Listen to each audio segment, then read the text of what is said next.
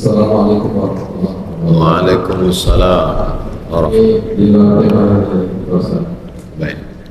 saya jadi penasaran. Ada kampung saya, penduduknya dari orang 40 atau 50, tapi dia berniat atau semangat sekali untuk membangun masjid, dan masjid itu sudah jadi. Namun pada waktu karena sudah jadi masjid, jadi mereka sholat Jumat di situ. Tapi saya dengar katanya kalau tidak sampai 40 itu karena sholatnya Jumat biasa. Itu mungkin pertama. Kemudian apa solusinya dari itu? Apakah kita sholat lagi atau bagaimana? Itu perlu. Jadi dari sekian banyak itu semangatnya saja yang ada, tapi polisi tidak ada. Terima kasih. Waalaikumsalam warahmatullahi wabarakatuh. Kapan sholat Jumat dilaksanakan pertama kali? Yaitu pada hari Jumat, hari keempat setelah Nabi di Quba, sebelum sampai di Madinah. Nabi sampai hari Senin, malam Selasa, malam Rabu, malam Kamis, malam Jumat. 4 malam di Quba, berdirilah satu masjid, Masjid Quba. Jumat pagi Nabi bertolak dari Quba menuju Madinah, sampai di satu kampung Bani Salim, berhenti dia sholat di tanah lapang. Sholat di situ, tempat sujud Nabi itulah didirikan Masjid Al-Jumu'ah oleh Umar bin Abdul Aziz, mengambil barokah tempat sujud Nabi waktu sholat Jumat pertama kali.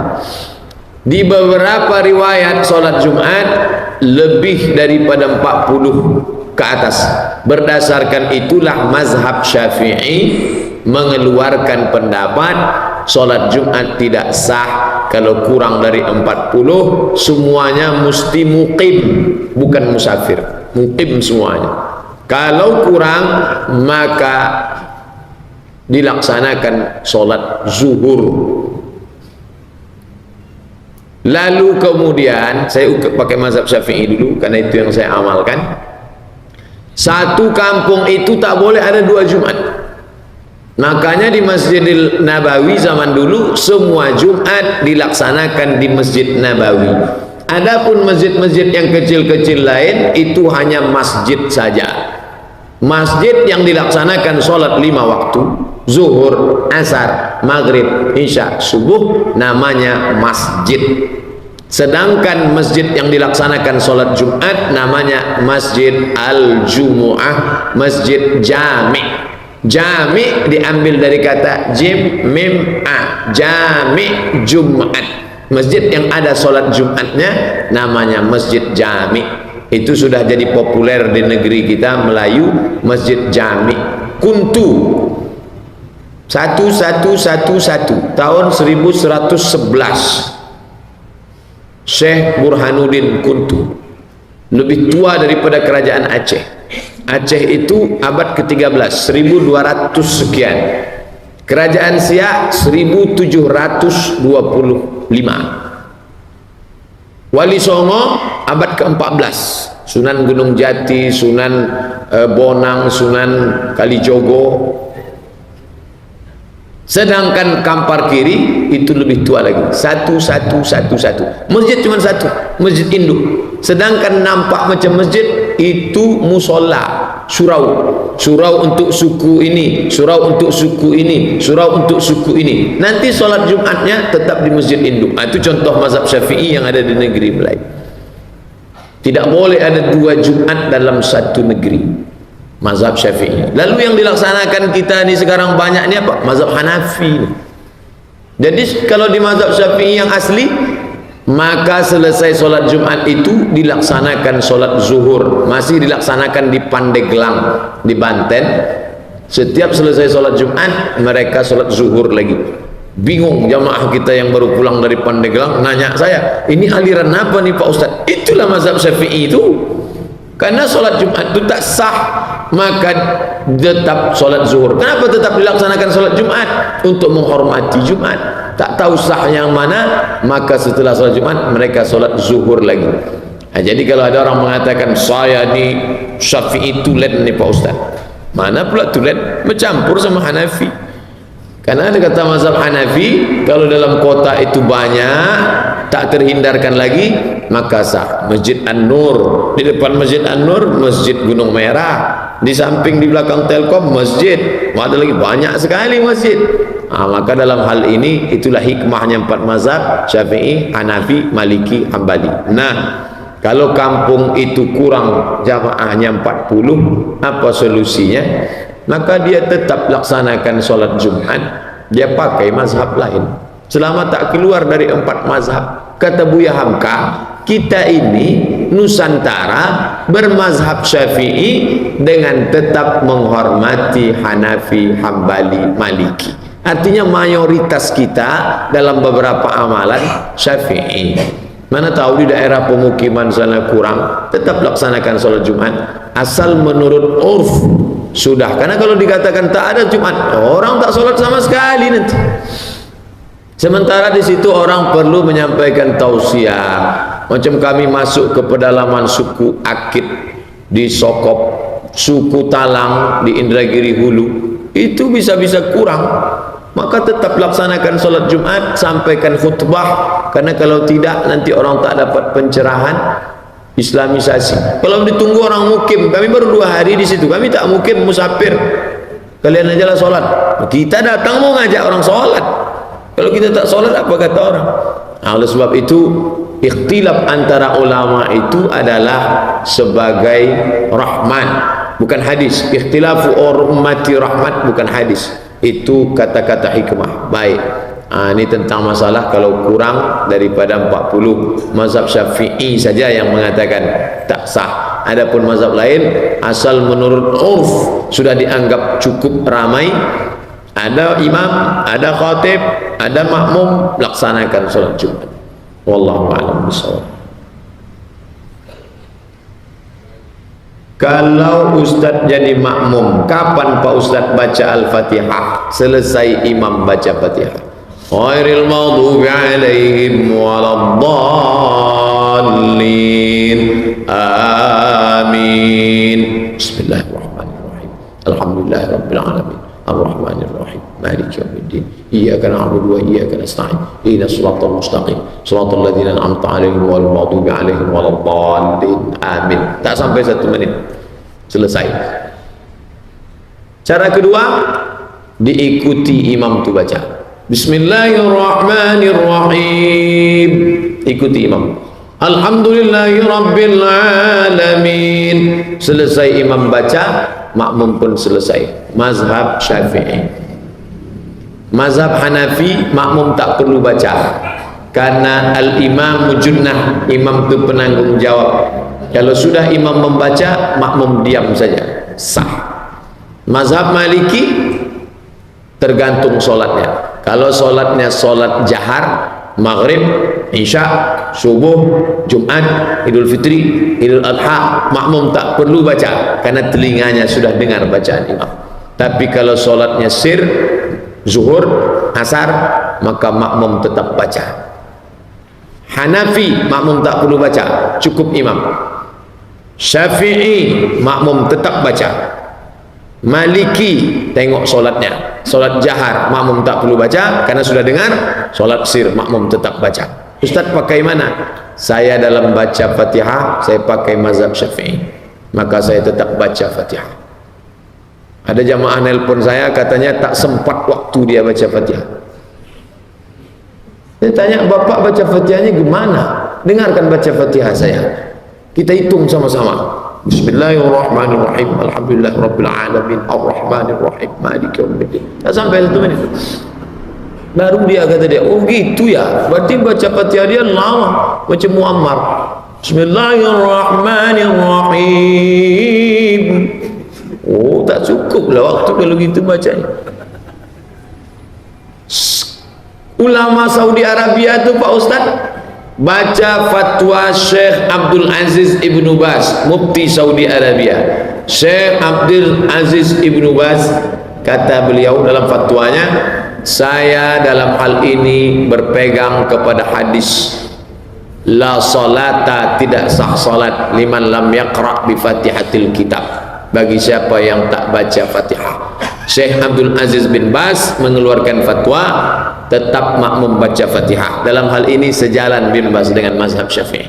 Walaupun dia tak bilang saya ikut mazhab Syafi'i, indah, tapi pendapat dia itu sejalan dengan mazhab Syafi'i bahwa makmum tetap baca Al-Fatihah. Tapi saya tak menyalahkan kawan-kawan saya dari Muhammadiyah, mereka pakai majelis tarjih.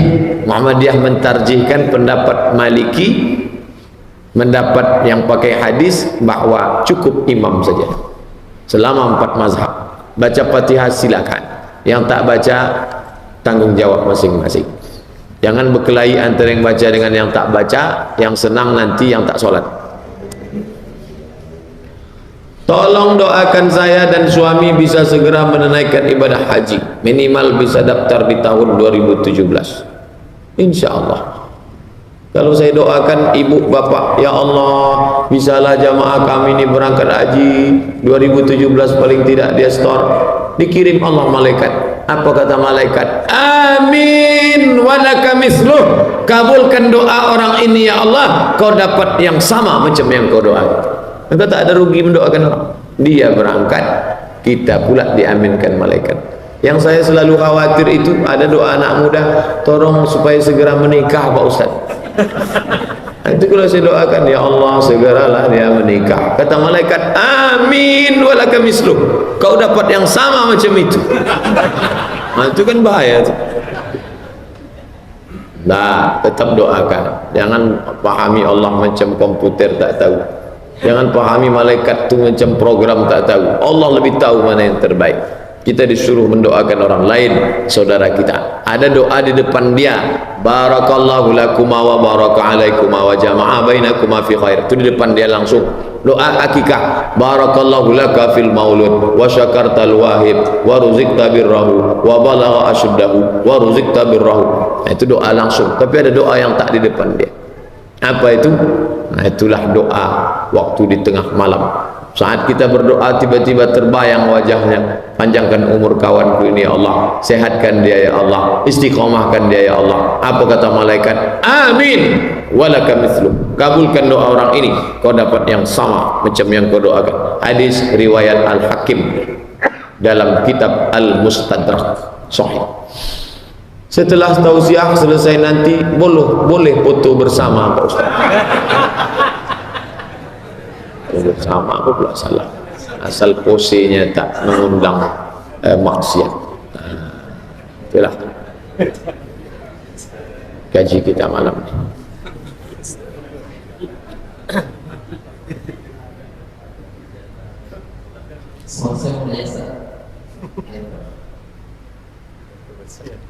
Ya. Assalamualaikum warahmatullahi wabarakatuh. Waalaikumsalam. Ustaz, sebagaimana biasanya masjid kita ini ada program maghrib ngaji. Ya alhamdulillah tidak ada sekitar 80 anak setiap sorenya. Alhamdulillah. Yang saya tanyakan Ustaz, kami selaku pengajar, ketika sholat maghrib atau sholat isya, sebelum jemaah yang lain datang, masjid biasanya kan berpasang boleh saja. Anak-anak sudah ada di masjid dan anak-anak saya berdirikan di belakang untuk menunaikan sholat maghrib dan sholat isya. Sedangkan yang masuk untuk terlambat datang biasanya ketua akan melewati anak yang sudah berdiri, yang sudah sholat. Jadi solusinya bagaimana Ustaz? Lalu yang kedua Ustaz, biasanya untuk menghindari anak-anak ini supaya tidak ikut, saya sengaja berada di tengah-tengah anak. Saya berada di belakang bersama anak itu. Apakah saat saya itu termasuk saat yang terputus atau bagaimana? Baik. Sekarang masjid ini sudah ditinggalkan. Dulu tradisi kita, saya di kampung masih kecil, jam 6 sudah pergi ke masjid, sholat di masjid sama kawan-kawan, habis itu mengaji sama ustadz sampai isya. Setelah isya baru pulang. Sekarang tradisi itu sudah tak ada. Kalau mau merindukan itu, pergi ke kampung pun tak ada lagi di kampung. Di kampung pun anak-anak sudah tak ke masjid. Di Raudhatus Shalihin masih ada 80 anak mengaji. Ini spesies yang perlu dibudidayakan. Sekarang maghrib mengaji di Bandung, Ridwan Kamil membuat program maghrib mengaji dideklarasikan. Ramailah kabupaten lain datang mau studi banding. Realnya bagaimana? Teknisnya bagaimana? Dibuatkan perda maghrib mengaji, pencet tombol di masjid, maghrib mengaji, foto-foto. Itu agak habis baterai sedikit apa. Selesai pemencetan tombol, maghrib mengaji pun selesai. Karena tak ada acuannya. Balik macam dulu balik. Bapak ibu datang bawa anak, pulang habis isya. Solat berjamaah 2 kali, maghrib isya. Sekarang banyak orang tua ngantar anak ke masjid pakai celana pendek. Ini tak betul. Anak ini tak bisa dimandikan macam memandikan buruk, diikat pinggangnya, campakkan ke kolam. Dia mesti macam memandikan kudo. Ikut kita ikut, basah kita basah dia, baru bisa. Kita ikut mengaji, buatkan mengaji khusus makharijul huruf untuk orang tua-tua, anak-anak sebelah, sehingga masjid kita yang megah ini, kubahnya maksudnya, bisa nanti ke depan doa malaikat-malaikat anak-anak mengaji. Ini maghrib mengaji. Saya bermimpi kalau ada 12 kecamatan di kota Pekanbaru mau menengok gimana acuan maghrib mengaji, datang ke Raudhatus Shalihin. Ada 80 anak di sana mengaji. Sekarang bingung acuannya bagaimana. Nah, tentu dalam teknisnya nanti ada macam-macam. Di antara masalah anak-anak ribut. Anak-anak ribut, datang bapak yang satu buat orang dewasa. Ini dewasa, lalu diletakkan anak di tengah orang dewasa supaya dia tak ribut. Kalau diletakkan dia di tengah, tentu dia tak ribut. Memang dia tak ribut, tapi anak ini bisa memutus saf. Apa sebab dia memutus saf? 2. Yang pertama, dia belum bersunat. Di ujung senapan itu ada najis, namanya kulfah. Di balik kulfah itu ada najis, belum dipotong. Beda sama di Arab. Di Arab anak umur 7 hari disunat. Tempat kita taman SD pas libur, itu pun lari pula dia. Banyak tak bersunat sudah SD. Yang kedua, walaupun dia mungkin sudah bersunat, cara wuduknya tak betul. Dihidupkannya keran, disipak-sipaknya aja air tu. Diambilnya air, gosok-gosoknya di matanya. Itu dia menghalangi. Maka kata Syekh Atiyah Saqar, Mufti Al-Azhar dalam kitab Fatwa Al-Azhar, untuk anak-anak ini kata dia, siapkan 1 sop di belakang. Ini untuk dewasa buatkan sop di belakang, agak 1 sop. Kalau 80, 3 sop paling tidak. 40 atau 20 sop di belakang. Ada 2-3 orang pengawal di situ. Dia memantau. Macam solat tarawih di An-Nur, ada pakai jubah warna hijau, pakai rotan panjang. Ini mukul anak-anak Pak? Enggak, lantai aja Pak Ustaz. Lantai itu dipukul. Karena kalau anaknya dipukul, datang bapaknya bawa perang panjang. Di Islamic Center Rokan Hulu Pasir Pangarayan begitu juga, dibuat sop panjang, ada petugas di belakang. Nanti setelah selesai sholat, baru petugas ini sholat. Sama macam di Masjidil Haram, Masjid Nabawi, 10 polisi yang mengawal imam, selesai sholat baru mereka sholat. Boleh sholat kloter 2 nih, boleh. Mana dalilnya? Muaz bin Jabal sholat dengan Nabi. Selesai sholat, Nabi pulang ke rumah, datang orang kampungnya, sholat mereka sekali lagi, sholat kloter 2. Tapi jangan gara-gara ini kita santai. Saya tak ingin gara-gara saya sampaikan malam ini, besok zuhur nyantai, makan di belakang rumah makan. Qad qamatis salatu qad qamat. Udah qamat kawan. Kloter 2 kan ada. Ini tak betul nih. Model tadi bisa dibuatlah petugas itu 2-3 orang, dia masuk kloter 2, sama dapat pahala karena dia sudah menjaga. Ini ke depan teknis-teknis Pekanbaru kota metropolitan yang madani, yang mengproklamirkan maghrib mengaji, yang belum punya acuan. Masjid Raudhatus Shalihin 80, jangan sampai macam kerakap tumbuh di batu, hidup segan mati tak mau.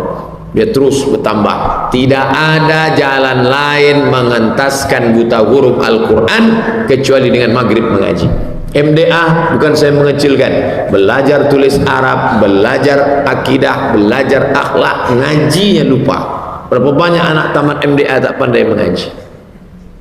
Banda Aceh mengadakan fit and proper test calon gubernur, pandai mengaji. Waktu saya ceramah di Aceh, gubernur pandai mengaji. Ini luar biasa. Maka balik kepada mengaji Al-Quran. Dulu listrik belum ada, kita ngaji di kampung pakai obor. Balik dari mengaji, ngaji tak dapat, bulu hidung hitam.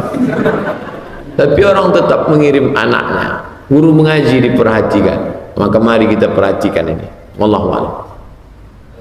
Yang satu lagi tadi, ada orang yang lewat anak yang suka sholat itu seperti apa? Tidak boleh melewati orang yang sholat, karena orang sholat itu kalau dilewati ayyakuma tegak arba'una sana 40 tahun di depan orang sholat lebih baik daripada melewati orang sholat. Makanya disunahkan sutroh depan. Antara kita dengan sutroh tak boleh orang lewat. Kalau ada orang lewat boleh lewat, walaupun anak-anak, karena dia juga pendidikan. Maka oleh sebab itu janganlah lagi orang ini terlambat. Orang dewasa ini cepat pula anak itu lagi daripada bapaknya. Makanya semuanya mesti. Nah, bagaimana teknisnya kalau modelnya begini? Orang tua sudah 2 baris. Di mana letak anak-anak itu? Supaya nanti yang masbuk kan diperkirakan, bisa diprediksi, kecuali sholat Jumat. Untuk maghrib ke Isya paling banyak masbuk itu 1 sop. Paling banyak masbuk itu 1 sop. Maka sediakan 1 sop. Sop 1, sop 2. Dibuat anak itu sop belakang. Nanti orang tua maju masuk ke dalam. Pakai hukum darurat. Ad-darurat tubihul mahzurat. Karena kalau diisikan sop itu ke anak-anak, nanti orang tua yang terlambat dia di belakang anak-anak itu. Mudaratnya lebih tinggi. Kalau ada 2 mudarat, pakai mudarat yang lebih ringan. Nama kaedahnya akhafud dararain. Mana mudarat yang lebih ringan? Antara anak itu dibuat ke belakang ada 1 saf dengan anak-anak itu disusun, orang dewasa di belakang, lebih berat mudarat yang kedua. Maka pakailah mudarat teringan yang pertama. Begitulah teknisnya. Wallahu a'lam. Ini Ustaz, Baik. tentang anak yang lahir dari seorang ayah yang muslim, tapi ibunya kafir atau Kristen, atau sebaliknya anak yang lahir dari seorang ibu yang Islam tapi ayahnya kafir. Apa hukumnya anak tersebut? Mengamalkan atau tetap mengamalkan? Karena ada beberapa ulama yang mengamalkan anak tersebut. Islam di Indonesia memakai mazhab Syafi'i, maka kita punya namanya KHI, Kompilasi Hukum Islam Indonesia. Pak Kua tidak mau menerima kalau pasangannya itu tidak sama-sama Islam. Muslim sama muslim tak boleh menikah. Muslim sama muslimah. Muslim menikah. Nah, setelah ada, itulah makanya ada NA, pengantar dari RT, disahkan RW ke Pak Camat, Pak Kua. Nanti kalau dia dari kecamatan lain, numpang nikah kecamatan lain, dari Kulim, Bukit Raya, Tenayan, segala macam, setelah ditengok sama-sama muslim, muslimah, barulah dinikahkan oleh Pak Kua. Tidak ada yang berani menikah non-muslim. Kenapa bisa nikah Deddy Corbuzier Al-Kafir sama perempuan itu yang sudah bercerai? Itu catatan sipil. Catatan sipil semua yang nikah beda agama itu. Sedangkan hukum Islam di Indonesia tidak membenarkan nikah beda agama. Inilah yang mau diterobos oleh LSM, pluralisme, liberalisme, ingin supaya KHI mensahkan itu. Sampai sekarang tak jebol. Seandainya bisa, itu kalah umat Islam. DPR mesti kuat, orang Islam tidak akan mensahkan pernikahan beda agama. Bahwa dia di catatan sipil itu negara, tapi untuk agama tidak sah. Andai terjadi menikahlah si manungkalim sama muslimah, ini walinya berdosa semua, bapaknya, datuknya, ayahnya, abangnya, kakaknya, pamannya berdosa semua. Kok bisa nikah dia sama si kafir nih? Dia mapan Pak Ustaz, kaya, dia tak peduli sama keluarga, menikah dia, kami tak bisa melarang. Oke, kalau sanggup melarang, biadi dengan tangan, tempeleng dia. Tak sanggup dengan tangan, fabilisani dengan lidah. Tak kami akui ente dunia akhirat kalau nikah ente sama si kafir. Mesti ada. Jangan datang ke pestanya. Ini tak enak hati datang juga. Itu sama dengan pengakuan, legitimasi. Tak juga sanggup biqalbi dengan hati. Jangan ikut, embargo dia, tak boleh.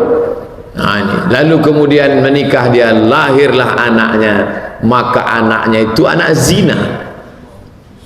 Tak ada anak zina Pak Ustaz, semua anak kan suci. Anaknya itu suci, tapi hasil perbuatan zina. Maka kalau anak itu zina, hari berganti musim berubah, si emak tadi pun taubat, lalu kemudian rajin dia pengajian, gimana anaknya ini? Maka anak itu tidak dapat warisan dari bapaknya karena beda agama. Yang menyebabkan tak dapat warisan beda agama. Membunuh anak, membunuh bapak itu anak tak dapat warisan. Cerai tak dapat warisan. Dua, kalau anak itu laki-laki tak bisa jadi wali bagi adik-adiknya nanti, karena adiknya itu bukan saudara seayah. Kalau kebetulan anak itu perempuan, maka mau nikah nanti walinya siapa? Bukan ayahnya, bukan mbahnya, bukan abangnya, bukan adiknya. Fas-sultanu waliyun man la waliyalaha. Walinya wali hakim. Siapa wali hakim? Pak Kua menikahkannya. Oleh sebab itu, jagalah anak menantu, sahabat, kerabat, adik, kakak kita. Jangan sampai ini kadang datang dia bertamu beda agama disambut cuek, tak mau tahu. Ditanya, ini siapa? Agamanya apa? Nanti nanya agama, ini bapak anti kebinekaan ya, anti Pancasila ya. Katolik tidak mengizinkan anaknya nikah dengan Protestan. Katolik tak boleh nikah sama Protestan. Cari orang Santa Maria yang mau nikah sama HKBP. Mana? Ortodok tak boleh nikah sama Protestan. Ortodok tak boleh nikah sama Katolik. Islam NU masih banyak nikah sama Muhammadiyah. Salafi menikah dengan dua lapi banyak. Tapi sama kafir tak ada ampun. Berawal dari kenalan, habis kenalan chatting, browsing, launching, mancing. Habis itu akrab, datang bertamu. Kenapa dibiarkan? Bapak yang membiarkan anak gadisnya. Kalian duduk di sini bentar ya, papa mau ke dalam. Berzina anak itu. Ustadz aja yang pikiran kotor, mana berzina dia. Langkah pertama kenalan, bertamu. Kalau hati anak gadis kita sudah luluh, dia akan nikah. Nauzubillah. Anak saya tak khawatir, saya Pak Ustadz, anak saya laki-laki. Anak laki-laki itu murtad. Anak laki-laki murtad gara-gara pacaran sama perempuan. Ini program kristenisasi. Kalau tak dia dipancing, mancing. Mata kepala saya sendiri menengok ibu-ibu, bapak-bapak menangis karena anaknya menikah dan ternyata pura-pura masuk Islam. Setelah anak 3 murtad di kantor Basnas. Saya kebetulan rapat zakat, datang dia. Ustadz Somad tak usah ikut rapat, kata Pak Auni, ketua Basnas Provinsi. Ini ada orang mau konsultasi. Ada apa Bu?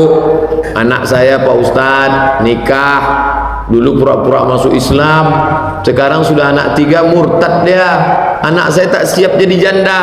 Menantu tu murtad, anak tu murtad, cucu 3, 5 sekali murtad. Hati-hati, akan datang fit and proper test. Jaga, tanya baik-baik. Apalagi tempat kita pemalsuan banyak, KTP palsu semua, alamat palsu. Apa hukum jika saya pergi acara nikahan tapi saya tak diundang? Tamu tak diundang. Saya hanya menemani teman saya.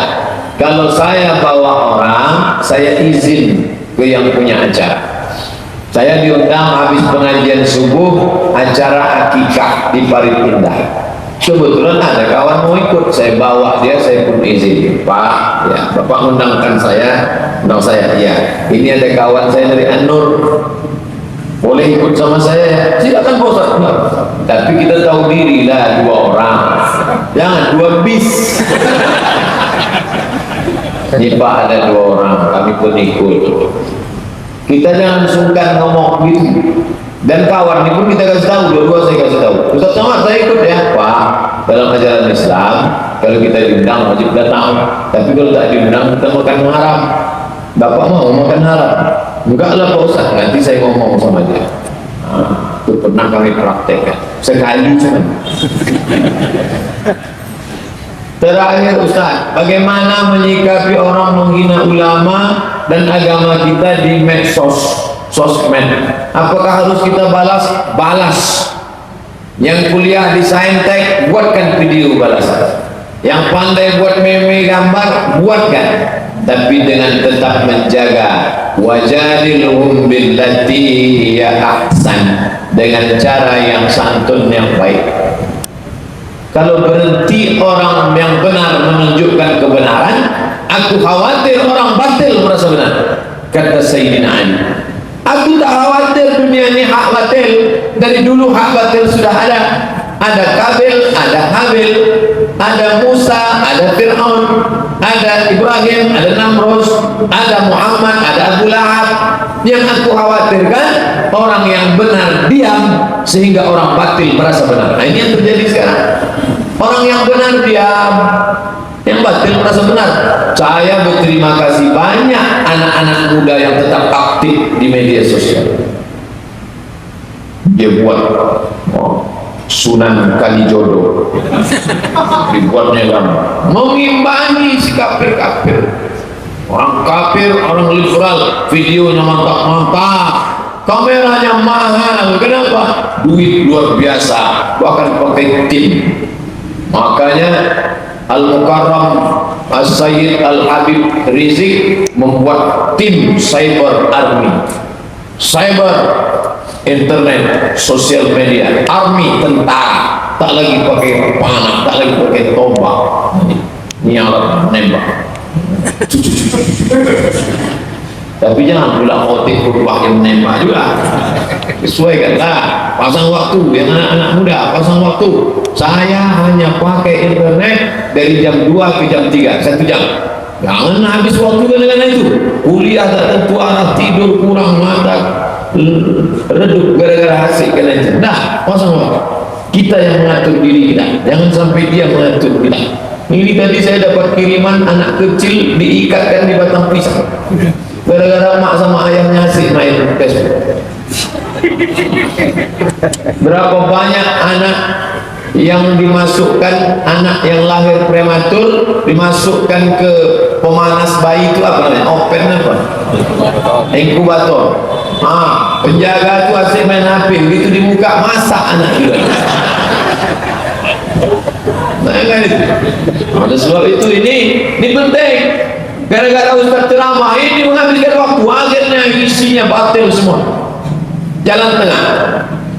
Pasang waktu, anak-anak dari Fakultas Sains Teknologi yang paham komputer, buatkan video Instagram itu pendek. Saya di Jalan Sudirman kemarin, singgah makan sate di Jalan Sudirman, datang anak muda, rambutnya pendek sini, orang ini diikat pakai celana tak pendek, celana lutut. Dia tengok saya lama. Setelah itu, mantap Ustaz, kata. Mantap apa? Saya bilang, saya selalu nonton di Instagram. Mantap, rupanya dia ngaji. Memang tak pernah ke masjid, mungkin tengok bentuknya tak mungkin. Tapi insya Allah dia sudah mulai mengaji lewat itu. Saya tak punya Instagram. Itu siapa yang buat? Itu yang paham-paham komputer itu.